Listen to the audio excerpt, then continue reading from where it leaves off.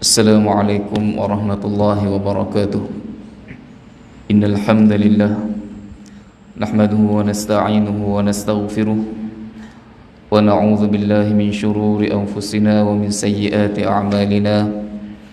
May yahdihillahu fala mudilla lahu wa may yudlil fala hadiya lahu. Rabbi shrah li sadri wa yassir li amri wahlul 'uqdatam min lisani yafqahu qawli.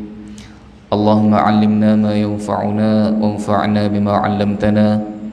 Allahumma faqihna fid din wa 'allimna at-ta'wil wa zidna 'ilman ya rabbal alamin. Subhanaka la 'ilma lana illa ma 'allamtana innaka antal 'alimul hakim. Wa la hawla wa la quwwata illa billahil 'aliyyil 'azim. Alhamdulillah, segala puji dan puja bagi Allah Subhanahu wa ta'ala yang telah memberikan peluang kepada kita untuk berhimpun dan berada di rumah Allah serta dalam satu program daurah tafsir Al-Quran 1444 Hijrah yang dianjurkan oleh Darul Kautsar.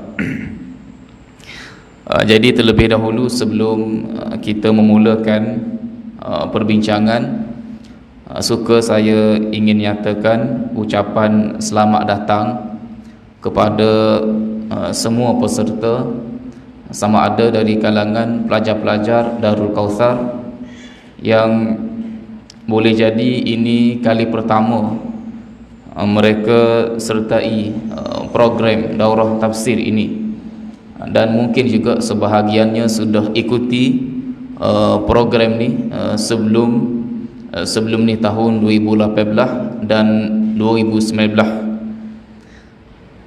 Dan terlebih-lebih suka saya ucapkan selamat datang kepada peserta dari kalangan bukan pelajar Darul Kautsar yang telah datang dari jauh dan telah menyiapkan, meluangkan masa selama sebulan untuk menyertai program daurah tafsir ini.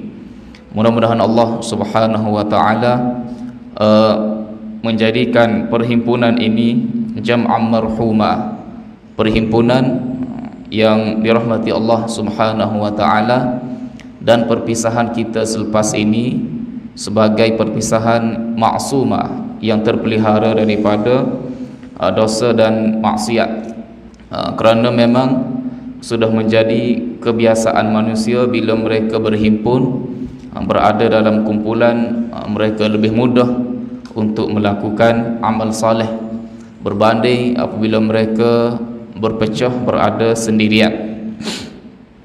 Jadi itu yang pertama, saya ucapkan selamat datang kepada semua.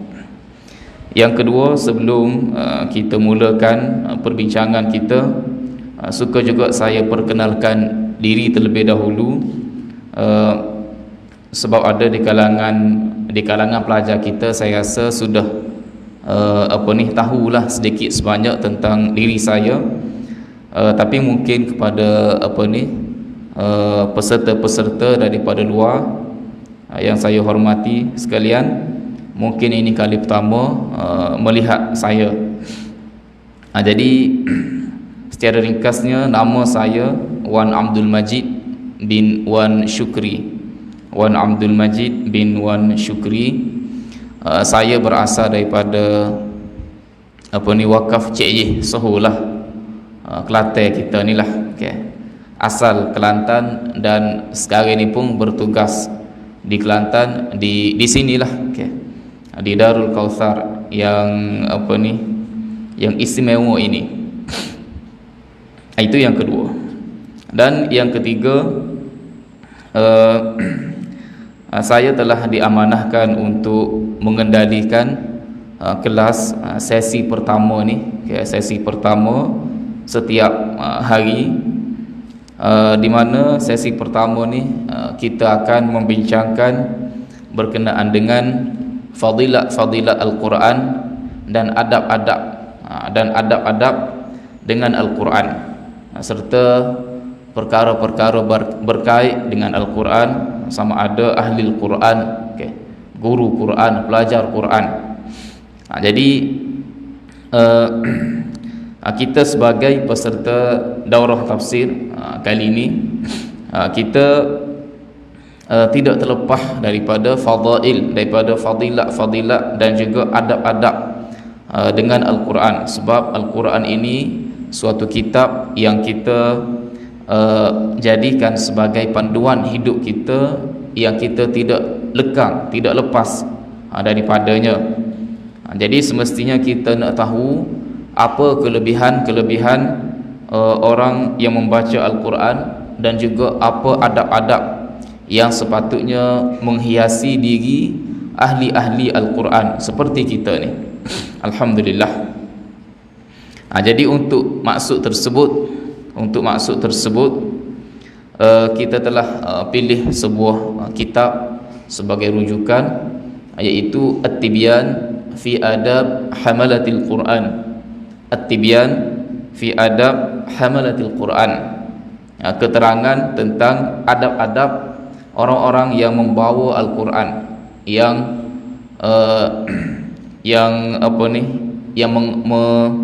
menyampaikan Al-Quran, yang membaca Al-Quran, membawa Al-Quran serta menyampaikannya kepada seluruh manusia. Jadi kita ni hamil, pembawa Al-Quran. Setiap daripada kita ni adalah pembawa Al-Quran yang ditugaskan untuk menyebarkannya kepada semua manusia. Jadi semestinya Al-Quran sebagai sebuah kitab samawi daripada Allah Subhanahu wa taala, berbeza cara kita interaksi dengannya berbanding dengan kitab-kitab yang lain. Jadi kitab ini ditulis oleh Al-Imam An-Nawawi rahimahullah, yang kita sudah kenalinya dengan begitu baik. Banyak kitab-kitab Al-Imam An-Nawawi yang kita sudah pelajari, sama ada secara khusus di pusat-pusat pengajian seperti ini, maupun secara umum di madrasah, di masjid-masjid, di surau-surau. Kitab-kitab seperti Riyadhus Salihin, Al-Azkar dan lain-lain sentiasa dibaca. Jadi Imam Nawawi telah himpunkan hadis-hadis. Kitab At-Tibyan ni menghimpunkan hadis-hadis, dan dibawa juga beberapa ayat Al-Quran untuk menyatakan kelebihan-kelebihan orang yang membaca Al-Quran, dan juga adab-adab yang patut menghiasi diri mereka. Jadi mungkin ada sebahagian daripada kita sudah ada kitab ni, dan saya rasa ramai juga yang masih tidak memiliki kitab ni. Jadi kitab ni sebenarnya bukanlah terjemahan daripada saya. Kitab ni sudah diterjemah dan dicetak oleh Telaga Biru, syarikat percetakan Telaga Biru. Jadi terjemahannya agak baik. Jadi untuk memudahkan kita pilih sahaja kitab ni. Jadi saya tidak ada dalam bentuk Word ataupun PDF yang saya sendiri terjemah. Jadi saya tak boleh nak paparkan dekat slide kita ni terjemahan yang saya sendiri buat. Cuma saya sempat ambil gambar, snap gambar, dan daripada gambar itulah akan keluar dekat slide kita, insya-Allah. Bagi sesiapa yang tak ada kitab, boleh rujuk dekat slide kita ni. Cuma yang sebaiknya saya galakkan peserta semua dapatkan kitab ni. Tidaklah terlalu mahal. Saya tak pasti berapa harga dia. Boleh rujuk dengan Ustaz Muawiyah. Boleh rujuk dengan Ustaz Muawiyah. Kalau nak pergi beli sendiri pun ada di Ja'far Awas dengan harga RM25. Dengan Ustaz Muawiyah mungkin lebih murah, wallahu alam. Jadi boleh rujuk dengan Ustaz Muawiyah untuk mendapatkan kitab ni. Jadi dalam kitab ni Imam Nawawi bahagikan perbincangan kepada 10 bab. Dia bahagikan kitab ni kepada 10 bab. Iaitu bab yang pertama, himpunan kelebihan membaca Al-Quran dan para penghafalnya. Bab yang kedua, keistimewaan membaca Al-Quran dan pembacanya berbanding dengan yang lain. Ada dekat skrin? Ada? Okey. Bab yang ketiga, memuliakan Al-Quran, ahli Al-Quran dan larangan menyakiti mereka. Bab yang keempat, adab guru dan penuntut Al-Quran. Bab yang kelima, adab-adab pembaca Al-Quran, penghafal Al-Quran dan ganjarannya. Bab keenam, adab-adab membaca Al-Quran, yakni ia meliputi sebahagian besar buku ini dan tujuannya. Adab-adab membaca Al-Quran. Dan bab yang ketujuh, adab semua manusia dengan Al-Quran. Yang ke-8, ayat dan surah yang disunatkan untuk dibaca pada waktu dan keadaan tertentu. Bab yang 9, penulisan Al-Quran dan memuliakan mushaf. Yang ke-10, penelitian ke atas sejumlah perkataan dalam buku ini. Jadi insya-Allah sepanjang sebulan Ramadan ini, insya-Allah setiap pagi kita akan cuba baca hadis, baca kandungan kitab ini sebanyak mungkin. Mudah-mudahan ia menjadi pedoman kepada kita sepanjang hidup kita. Jadi kita nak mula dengan bab yang pertama, iaitu pada muka surat yang pertama, iaitu bab 1, himpunan kelebihan membaca Al-Quran dan para penghafalnya. Kelebihan membaca Al-Quran dan kelebihan orang yang menghafal Al-Quran. Menghafal Al-Quran. Jadi Al-Imam Nawawi rahimahullah mulakan dengan firman Allah Subhanahu wa taala, a'udzu billahi minasyaitonir rajim, innal ladzina yatluna kitaballahi wa aqamus salah wa anfaqu mimma razaqnahum sirran wa 'alaniyatan yarjuna tijaratan lan tabur liwaffiyahum ujurahum wa yazidahum min fadlih innahu ghafurun syakur. Artinya, sesungguhnya orang-orang yang selalu membaca kitab Allah dan tetap mendirikan salat serta mendermakan sebahagian daripada apa yang kami kurniakan kepada mereka secara sembunyi atau terbuka, mereka dengan amalan yang demikian mengharapkan sejenis perniagaan yang tidak akan mengalami kerugian, supaya Allah Subhanahu wa taala menyempurnakan pahala mereka dan menambahkan mereka daripada limpahan kurniaannya. Sesungguhnya Allah Maha Pengampun lagi Maha Membalas, lagi sentiasa membalas dengan sebaik-baiknya akan orang-orang yang bersyukur kepadanya.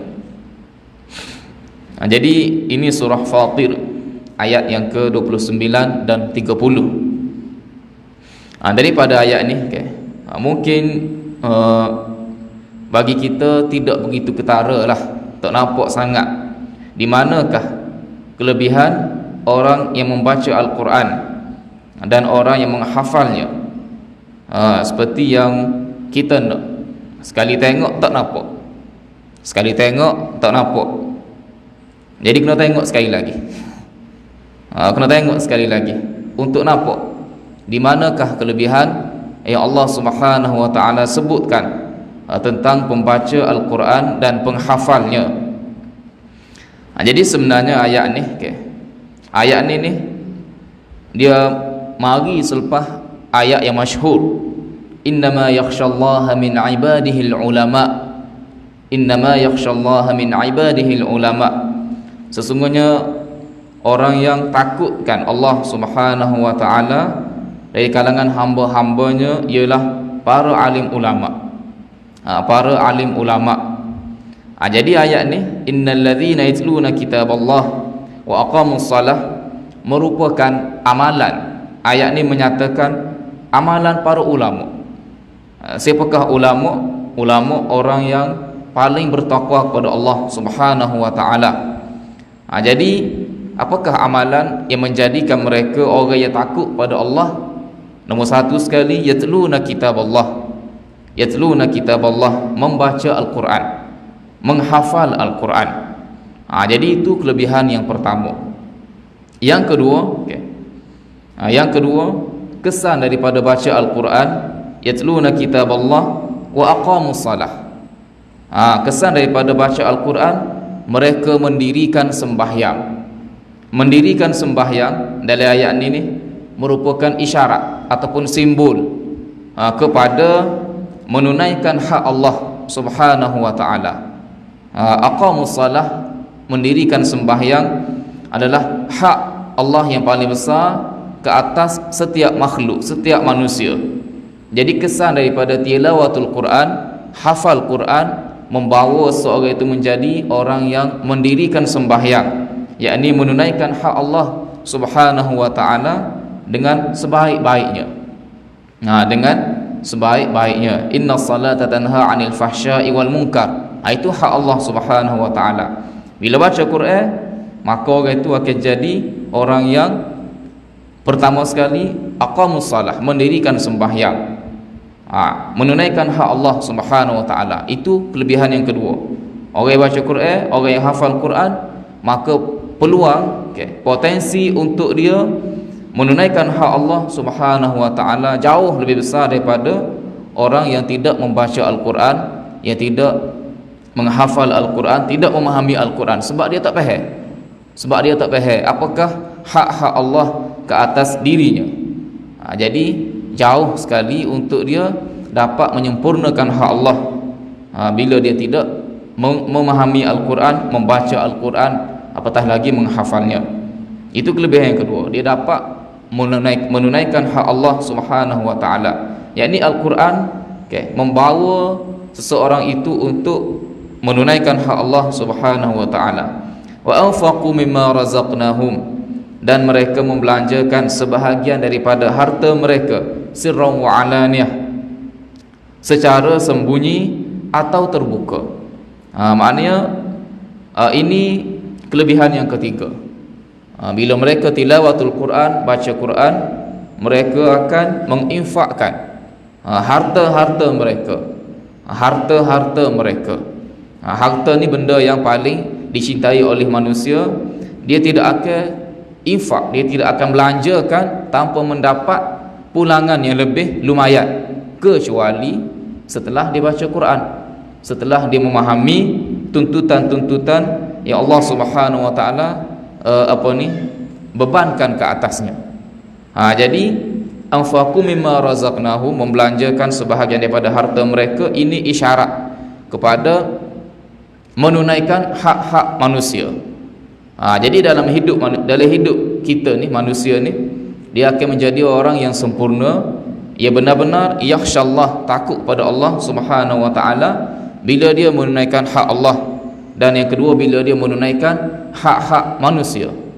Jadi dengan menunaikan hak Allah dan menunaikan hak-hak manusia, maka dia akan jadi seorang yang terbaik, orang yang bertakwa, orang yang paling takut pada Allah Subhanahu wa taala. Jadi itulah kelebihan yang paling besar daripada Al-Quran yang kita inginkan bila kita baca, bila kita hafal.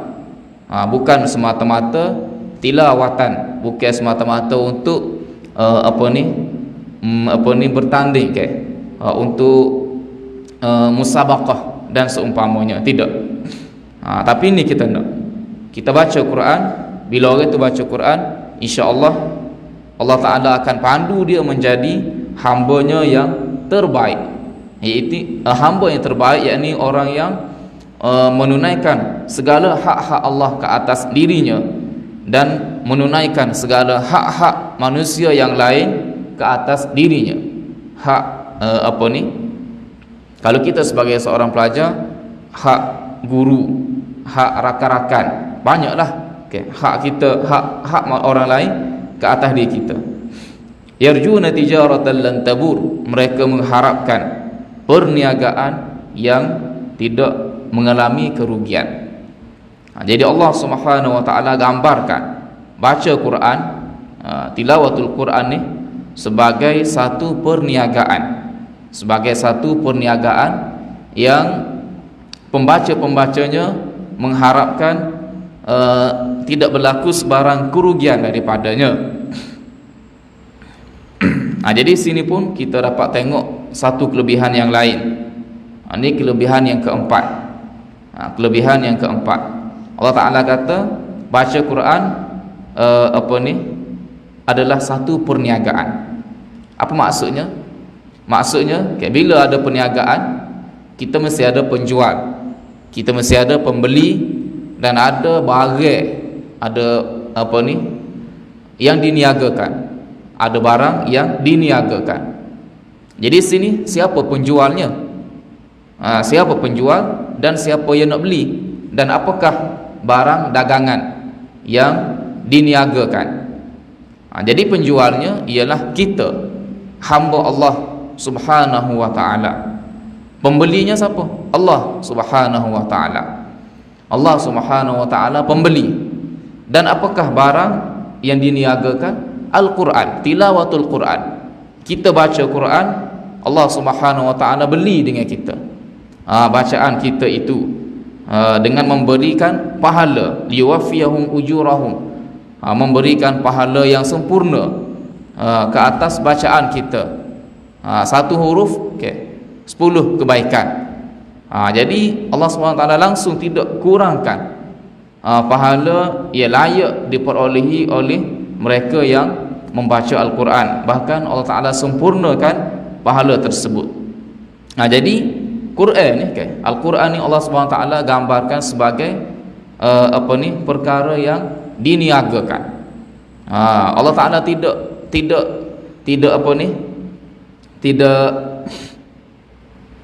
sebut benda-benda lain sebagai barang dagangan antara dia dengan hamba dia. Harta apalah, rumah besar, harta yang banyak, langsung tidak Allah Ta'ala lihat sebagai barang dagangan antara dia dengan hamba dia.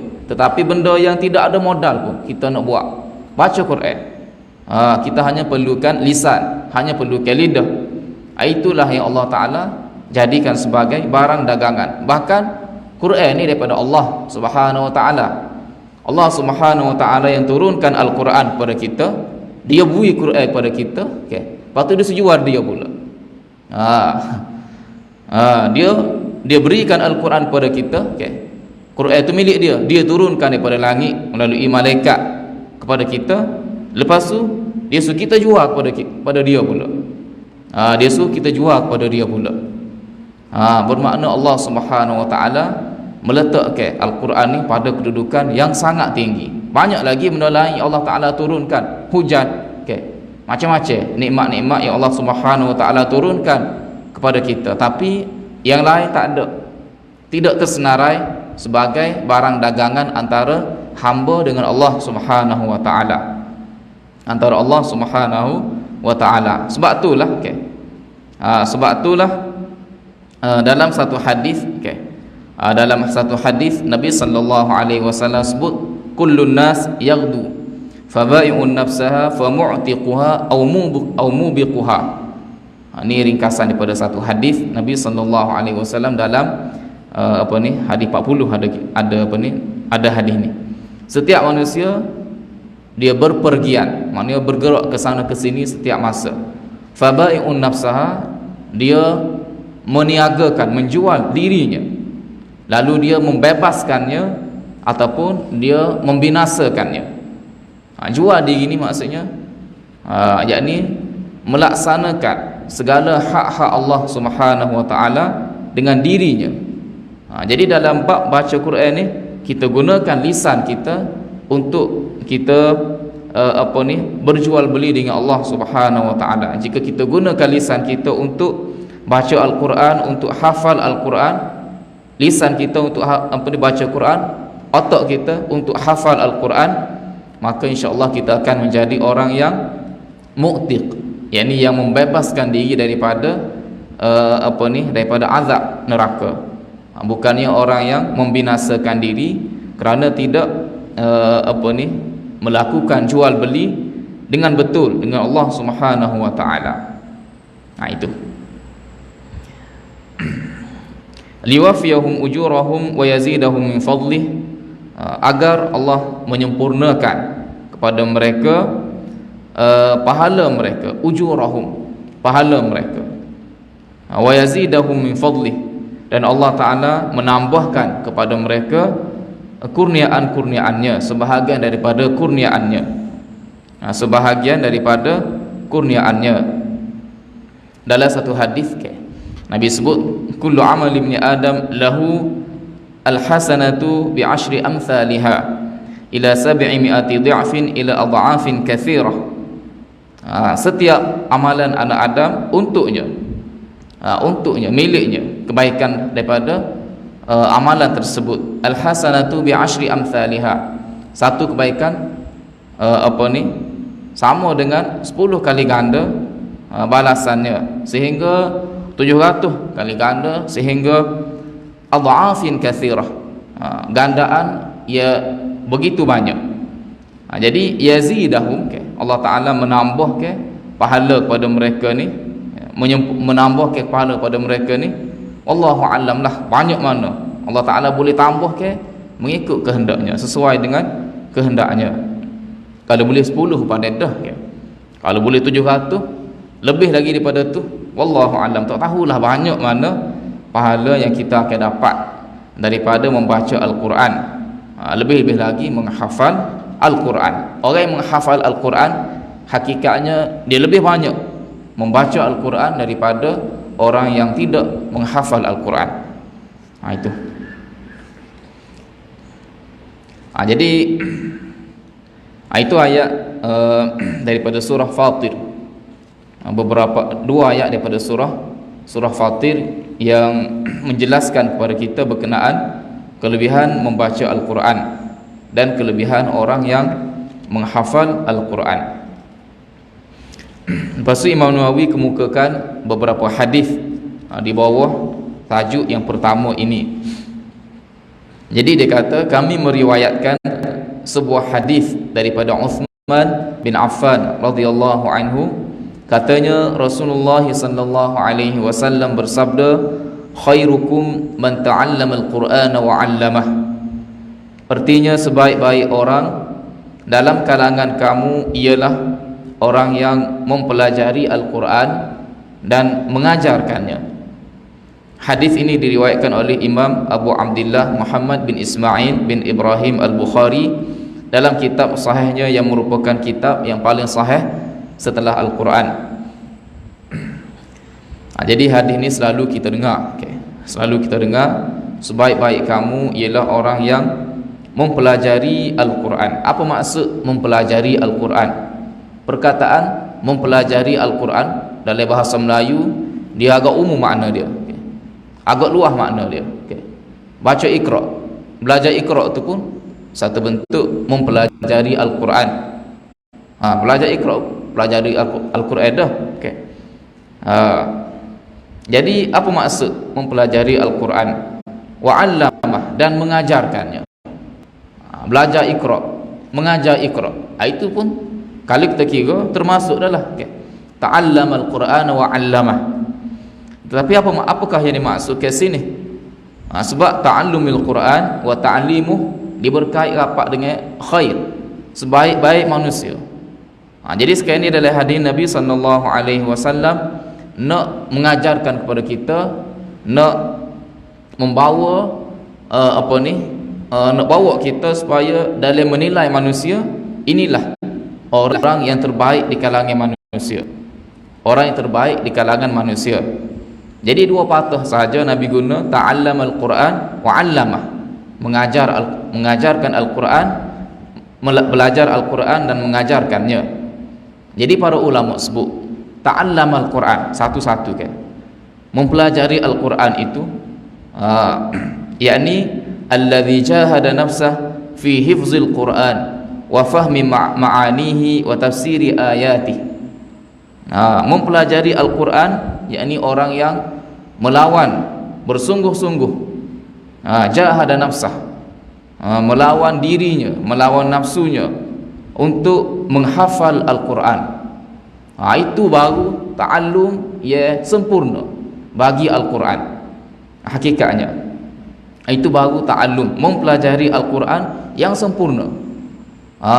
Tak memadai kita sekadar baca. Kita sekadar baca kitab suci daripada langit ni. Kitab suci daripada langit ni baca sahaja tanpa memahaminya, apatah lagi nak mengingatinya. Bukan kedudukan Al-Quran. Bukan kedudukan Al-Quran. Jadi tapi bukan benda ni wajib, bukan benda ni fardu hafal Quran. Cumanya kalau boleh buat lagu tu, maka dialah sebaik-baik manusia. Sebaik-baik manusia. Jadi maksudnya ta'allam, yakni hafal Al-Quran. Satu. Yang kedua, fahmi ma'anihi, memahami makna-maknanya. Wa tafsiri ayatih, dan tafsiran ayat-ayatnya. Itu maksud ta'allum. Itu maksud ta'allum. Maknanya peringkat pertama hafal Al-Quran. Peringkat kedua memahami makna-maknanya, yakni kita mempelajari ilmu bahasa Arab. Ilmu bahasa Arab, ilmu lughah, nahwu, sarah dan seumpamanya. Dan yang ketiga tafsiri ayati, mempelajari tafsiran-tafsirannya. Seperti kita ni lah, seperti kita hadir ke daurah tafsir. Cumanya daurah tafsir kita ni kita tidak boleh katakan sebagai satu satu pengajian yang kita kata untuk melahirkan mufassir. Tidak. Cuma apa yang kita pelajari ini untuk kita jadikan sebagai sebagai panduan hidup kita untuk memahami Al-Quran secara secara keseluruhan, secara menyeluruh. Bukan dengan maksud untuk menjadi mufassir. Jadi ta'allam Al-Quran, hafal, faham dan mempelajari tafsiran ayat-ayatnya. Tafsiran ayat-ayatnya. Jadi kira-kiranya daripada perkataan ta'allam Al-Quran ni, orang itu seorang yang ilmuwan. Ilmuwan yang sangat-sangat arif, sangat-sangat alim tentang Al-Quran. Itu maksud. Wa 'allamah. Dia alim, dia belajar Quran, dia hafal Quran, ingat Quran, faham makna-maknanya dan tahu tafsiran-tafsirannya. Itu satu tahap. Itu satu tahap. Maknanya ulama lah ni. Ulama. Wa 'allamah, dan mengajarkannya. Mengajarkan ni, wa 'allamah ni yakni menjelaskan kepada orang ramai, mengajarkan kepada orang lain tentang Al-Quran, makna-makna Al-Quran. Wa yuwaddih mujmalah, dan menjelaskan tempat-tempat yang mujmal, tempat-tempat yang umum, ayat-ayat yang mujmal, ayat-ayat yang tidak berapa terang, yang samar kepada orang ramai, dijelaskan supaya orang ramai tidak mengalami salah faham, tidak terkeliru jika mereka cuba memahami Al-Quran dengan sendiri. Jadi sebab tu kena ada ulama, kena ada ilmuwan. Wa yad'un nasa ilal amali bih. Dan paling penting mereka menyeru manusia untuk mengamalkan Al-Quran, mempraktikkan Al-Quran. Itu 'allamah. Itu 'allamah. yakni mengajarkan, menjelaskan dan menyeru manusia untuk mengamalkan Al-Quran. Jadi siapa ni? Siapa ni? Ta'allam Al-Quran wa 'allamah, ulama. Ulama. Betul ke tak mereka ni sebaik-baik manusia? Betul. Okay. Betul. Sebab bila orang itu ulama, alim Al-Quran, alim, bila kata alim Quran ni, kita kena menguasai banyak lagi cabang-cabang ilmu yang lain. Okay. Hafal Quran apa semua ni. Okay. Jadi bila gitu dia ni seorang ulama ya sebenar. Ulama ni kalau nak tengok mudahlah untuk kita bezakan ulama dengan orang lain. Dia punya pengaruh dia tak perlu bayar. Tak perlu bayar. Tak perlu bayar. Manusia mari kepada dia. Dan setiap masa. Kadang-kadang tu koh lama, koh tua, koh tua semakin tua, semakin berbisa. Tak ada umur pencing ulama ni. Tak ada umur pencing. Dan orang ramai yang berkhidmat kepada orang ramai datang dengan sukarela untuk menuntut ilmu daripadanya. Dia tidak perlu susah payah untuk buat marketing, kita kata marketing, untuk tarik sokongan. Tidak sama dengan orang panggil pemimpin-pemimpin ahli politik. Bila ada kuasa sahaja mereka didekati, habis kuasa mereka ditinggalkan. Tetapi para alim ulama setiap masa ia didekati oleh manusia. Sebab apa? Sebab dia tidak ada sebarang kepentingan dengan manusia, dan dia bawa benda yang paling dikehendaki oleh manusia, iaitu Al-Quran. Jadi sebab itulah Nabi SAW kata mereka ini adalah khairukum, sebaik-baik kamu. Jadi alhamdulillah lah kita ni mari ni datang ni untuk mencari sebaik-baik manusia lah di kalangan masyarakat setempat. Jadi ramai di kalangan kita ni mari nak dengar tafsiran daripada Maulana kita lah. Maulana kita. Jadi itu contoh mudah lah. Tak apa. Lepas tu hadis yang kedua. Aisyah radhiyallahu anha meriwayatkan dengan berkata, Rasulullah sallallahu alaihi wasallam bersabda, "Alladzi yaqra'ul Qur'an wa huwa mahirun bihi ma'as safaratil kiramil bararah, walladzi yaqra'ul Qur'an wa huwa yatata'ta'u fihi wa huwa syaqqun alaihi lahu ajran." Artinya orang yang membaca Al-Quran dan mahir membacanya, kelak dia akan bersama-sama malaikat pencatat amalan yang sangat mulia lagi taat kepada Allah Subhanahu wa taala. Manakala orang yang membaca Al-Quran dengan susah payah dan Al-Quran itu membuatkannya sukar untuk dibaca, baginya dua ganjaran pahala. Ini juga berkenaan dengan kelebihan orang yang membaca Al-Quran. Jadi dalam hadis ni Nabi kategorikan pembaca Al-Quran kepada dua. Satu orang yang mahir. Mahir sini maksudnya orang yang boleh membaca Al-Quran dengan baik. Sebutannya fasih. Sebutannya fasih. Dalam satu lagi riwayat Muslim, wa huwa hafizun lah. Mahirun bihi wa huwa hafizun lah. Mahir membaca Al-Quran dan dia orang yang menghafal Al-Quran. Jadi menghafal Al-Quran adalah satu peringkat kita kata yang tinggi lah untuk kita menguasai Al-Quran. Dan juga mahir sini elok bacaannya bila mana idza kana yatluhu qawlan wa amalan, bila dia baca dan dia beramal dengan apa yang dibaca itu, bukan semata-mata tilawah. Syekh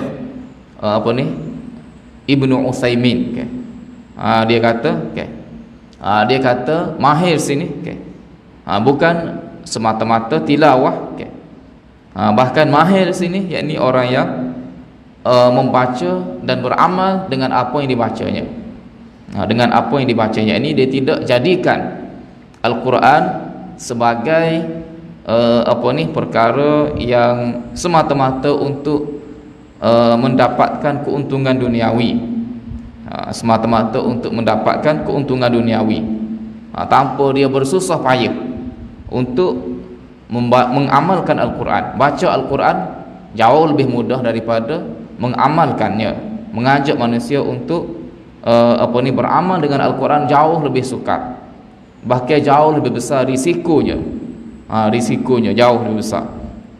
Jadi mahirun bil Quran ni, kelebihannya ma'as safaratil kiramil bararah, mereka akan bersama malaikat pencatat amalan yang sangat mulia, lagi taat pada Allah Subhanahu wa taala.